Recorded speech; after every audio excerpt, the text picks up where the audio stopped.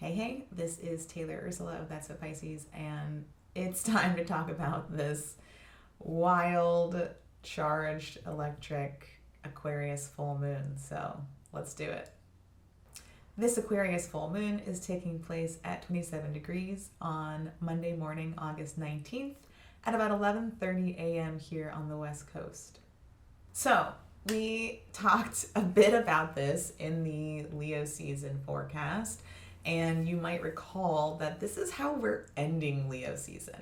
Now, Virgo season doesn't begin until the end of next week, but this is really the last major set of aspects happening for the season. So while the days after this full moon are unfolding, we're kind of just really feeling all of this electricity and all of these maybe surprises or revelations really just kind of reverberating over the next few days before we enter Virgo.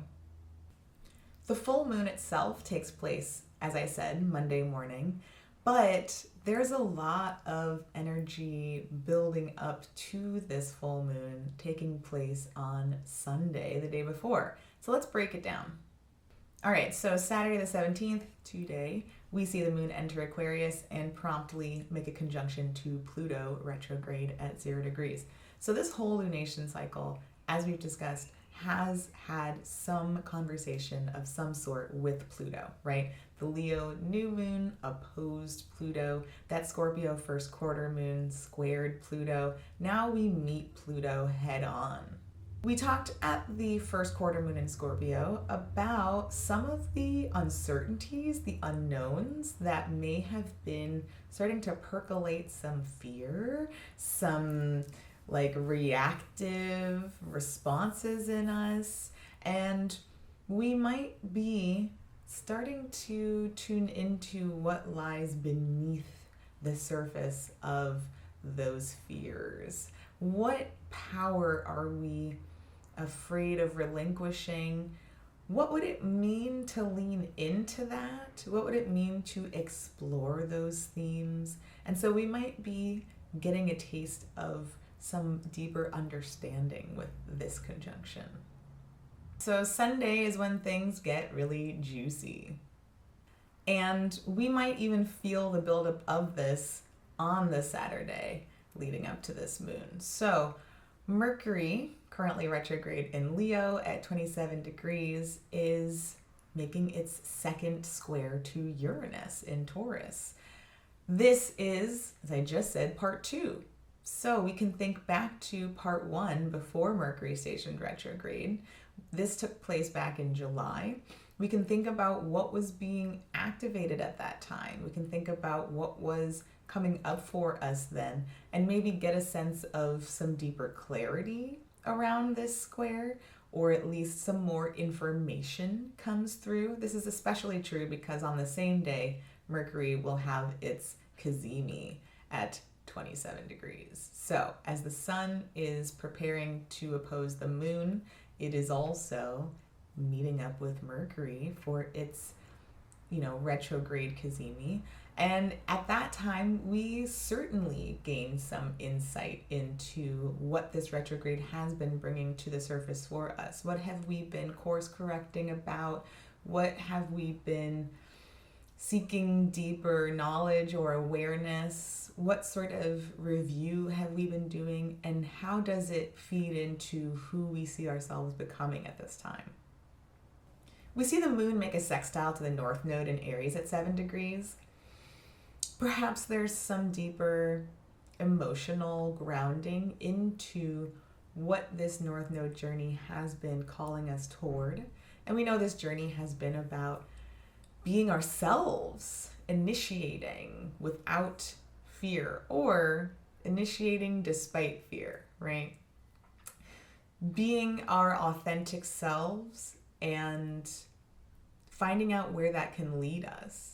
In fact, maybe being our authentic selves in the awareness that doing so invites those around us to do the same. The moon makes a trine to Jupiter in Gemini at 17 degrees, and this is when we might really feel the impact of the Jupiter-Saturn square that we'll talk about in a moment.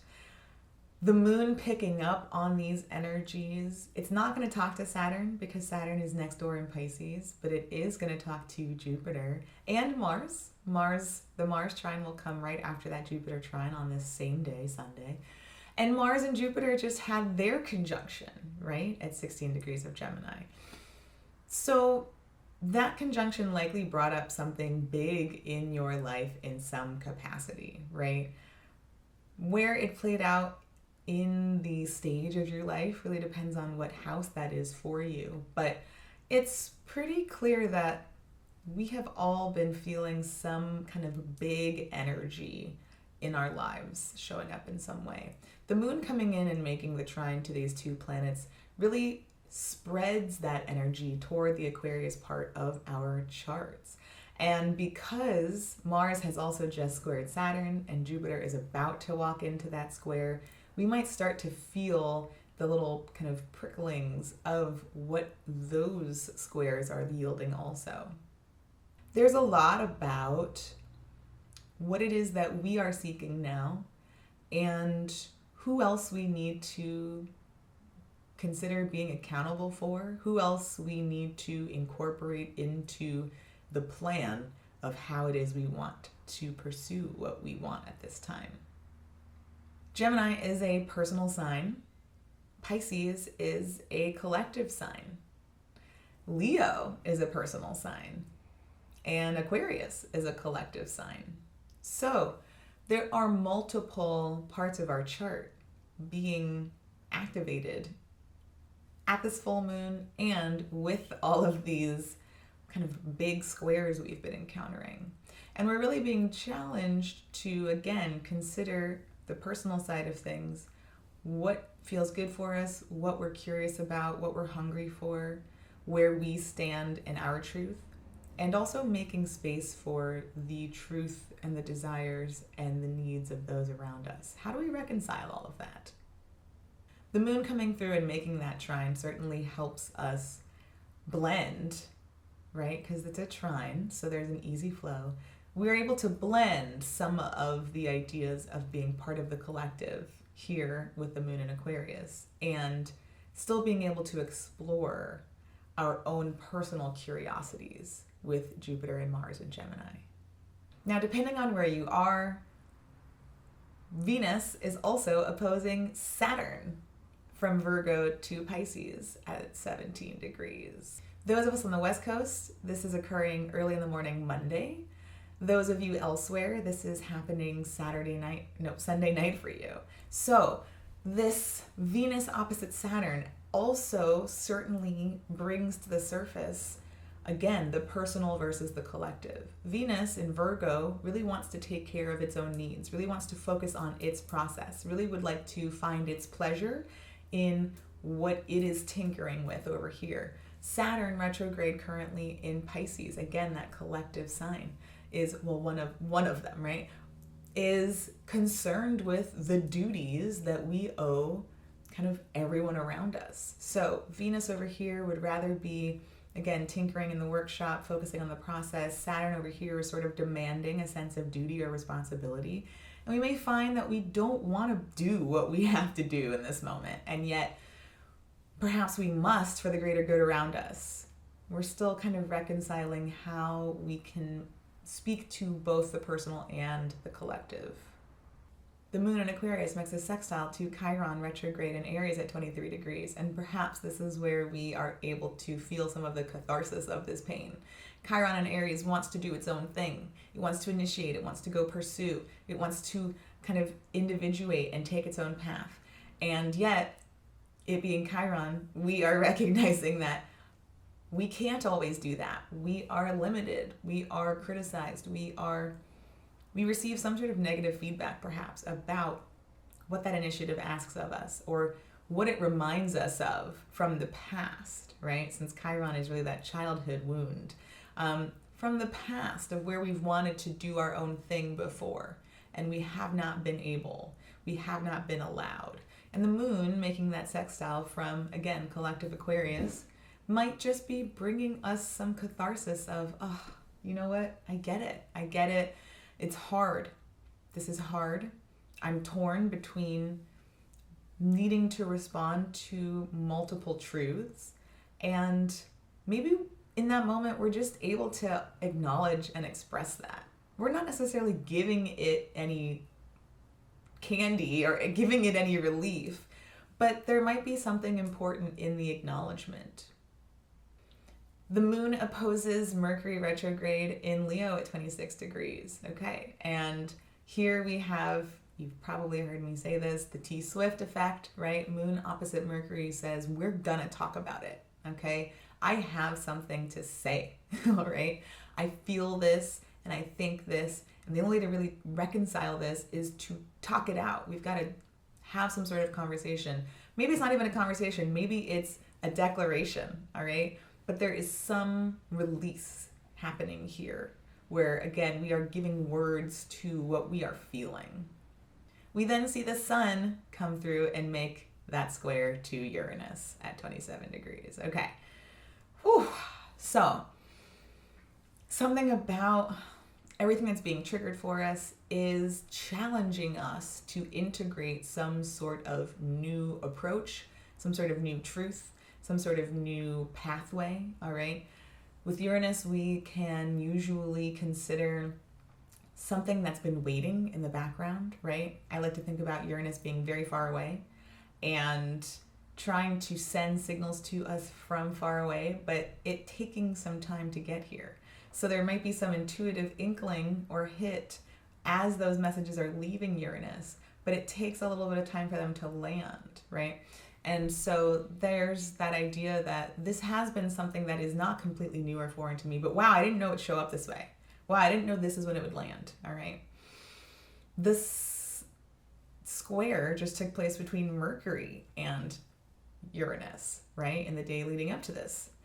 The moon has now opposed Mercury, so we've emotionally been confronted by this landing of truth or idea. Now the sun is coming through and making this square and challenging us to integrate this into who we see ourselves becoming in some way. Maybe we felt the changes coming and yet we've still felt very fixed or rigid in who we've been leading up to these changes surfacing, right? We say we want change, and yet when it arrives, we are often derailed. We are often thrown, or we feel threatened in some way.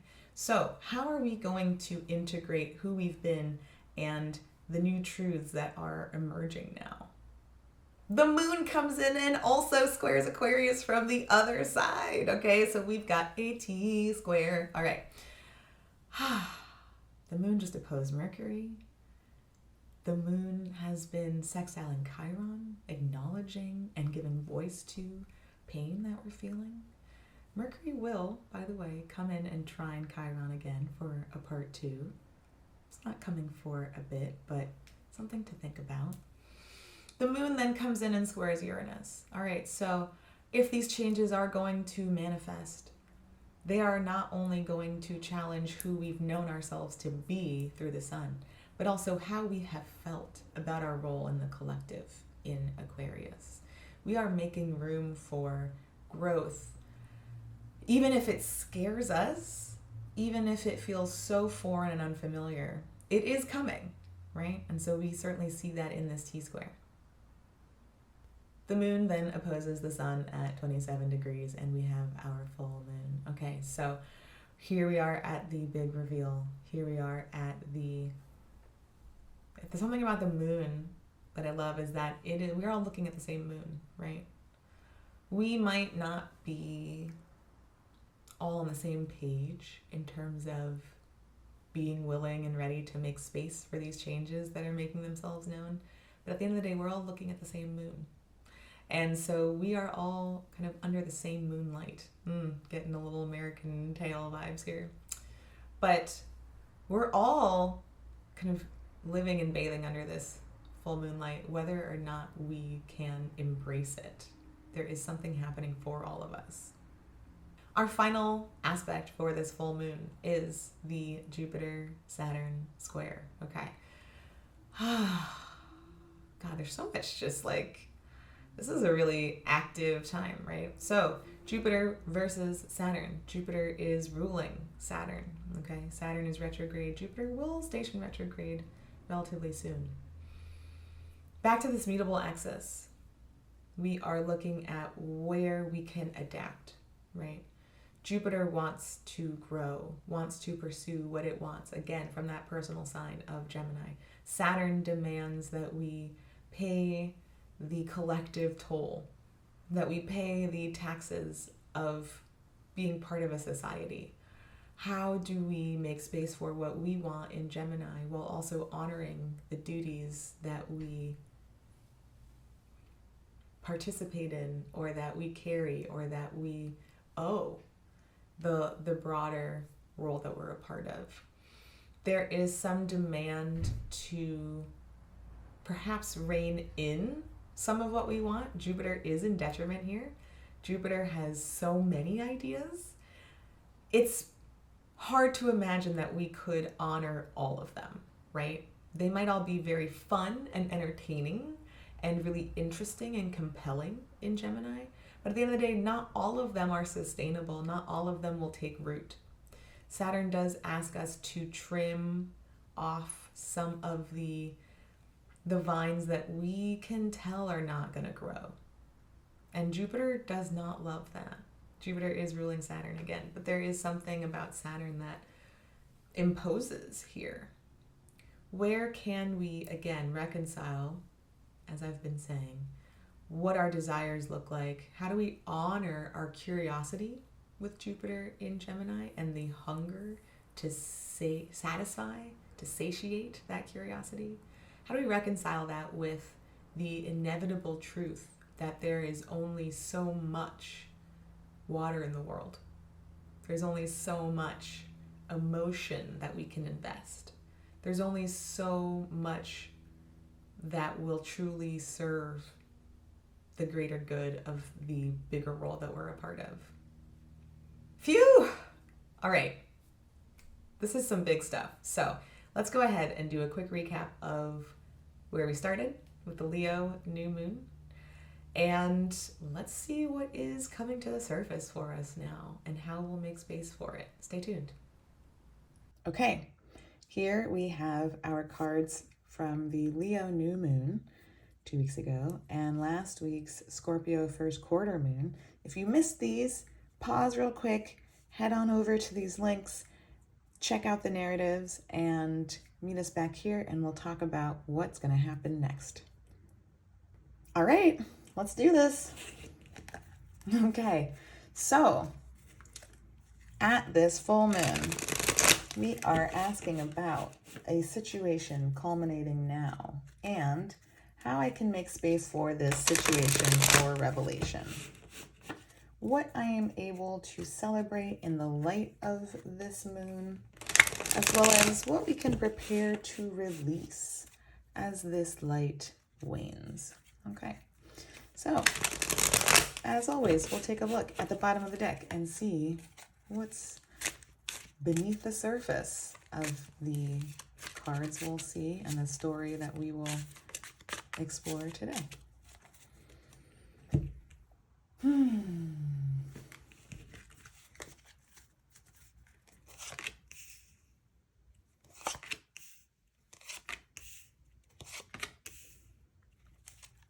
Okay. Woo! All right. What is ending? Okay. Now, sometimes we get scared when we see this card. And yet, you know, I'm going to go back to what I said towards the end of the transit portion, which was that Uranus tends to kind of reveal to us something that's been lurking in the background. I just want to scoot this guy over here. Something that's been lurking in the background, some changes we've been maybe hoping for, and yet the actual acknowledgement or integration of them can feel really overwhelming. So with the 10, we often feel, shit, okay, like this is really it. This is really the end. Maybe we've wanted the end, and yet when it comes, it's a gut punch, right? We started off this lunation cycle, however, with the 8 of Cups at that Leo new moon. We talked about the idea of leaving something behind. In that portion, we talked about the emotional investments. We talked about how we had poured so much into those cups over time, and it being a difficult choice, it weighing on us to walk away from everything that we had cultivated there. Maybe the Swords has a more sudden feel to it, and yet, if we think about the suit, we build up all of this anxiety as we work our way to the 10. Every card between the Ace and the 10 sees us diving deeper into their reactions to what is changing around us or what truths are becoming known. And so the 10 is a bit of relief. This is finally done. I can finally start to see the light, this sun starting to rise again. Okay, so something is coming to an end. Something is done. Perhaps it's surprising to us. Perhaps we've been building up in this feeling of anxiety this whole time and we can feel a sense of relief. Let's see what else is going on here. A situation culminating now. Okay. Interesting that we see the page, which follows the 10, and it's reversed. So we're kind of almost going back to this 10. It's like we were kind of taken off this way, and now we're kind of going back. So this page is about opening up to new possibilities, opening up to what we want to explore, pursuing truth, having conversations. Maybe the Knight is more about the conversations and the page is more about the ideas that we want to go pursue and go act on and go talk about. Are we, I'm thinking about the Cazimi, the Mercury Cazimi. Are we reflecting on what we want to be open to? Are we kind of turning inward and attuning to curiosity within us rather than opening up to new ideas outside of us? Are we stepping out of the role, as you've maybe heard me describe court cards as representing before? We're stepping out of a role of being the one to seek truth. We saw the Page of Wands at the bottom of the deck last week, and that was upright, and that was kind of an invitation to explore new possibilities, to get curious about what sparks us, what lights us up within. Maybe if we are opening up to new passions in the Page of Wands, perhaps we are closing off some of the overthinking part of things. Maybe some of this narrative, and certainly what we see building up in the Sword's suit, is the thinking function. Oh my God, I have to think about what this is going to mean. I have to think about how I'm going to say this thing. I'm existing in a state of overactive mental activity.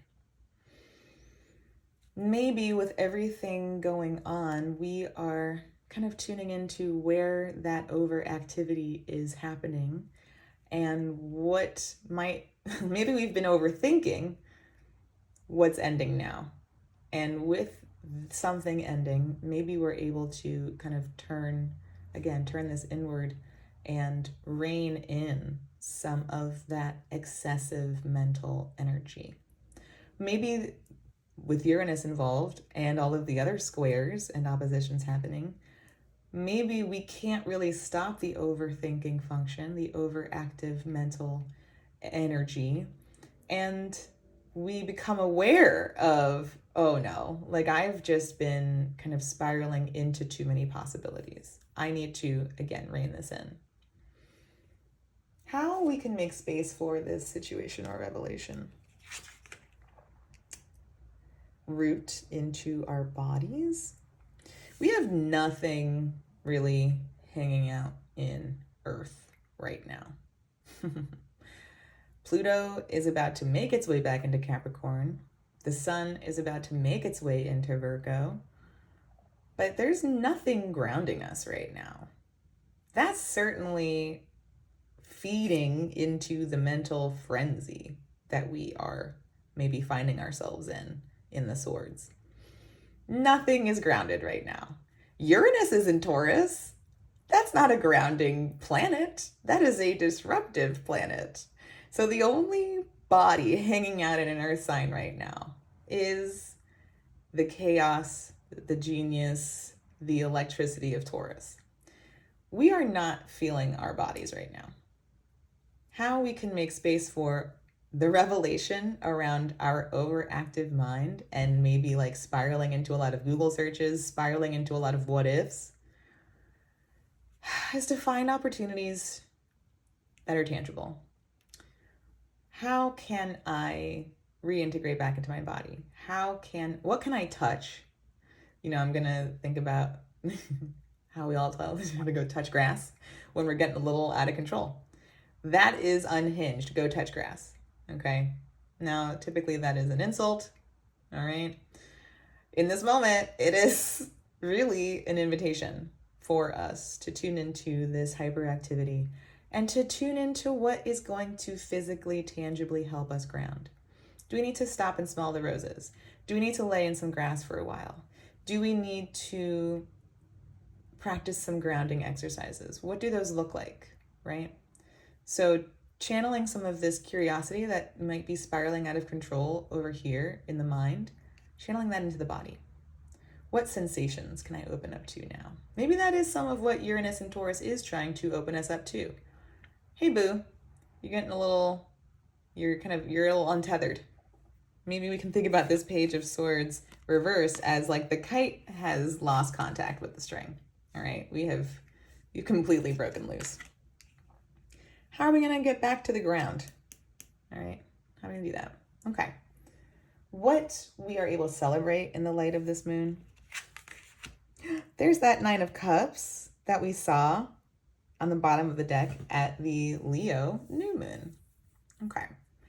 So when we saw that card, we talked about where we were not able to access hope, where we felt unsure that we could receive good things, especially since we saw the Nine of Cups up here and the Eight of Cups here. If I walk away from what I have emotionally invested in, I don't know what is going to fill my cups after this. I have no idea. And we talked a bit about trying to remain in the present, trying to think about what we could choose in that moment. Maybe, since this is a celebration, maybe we're able to celebrate really examining this question of hope, really examining what it is that we are maybe like deserving of, or maybe we've made some corrections here over the last 2 weeks.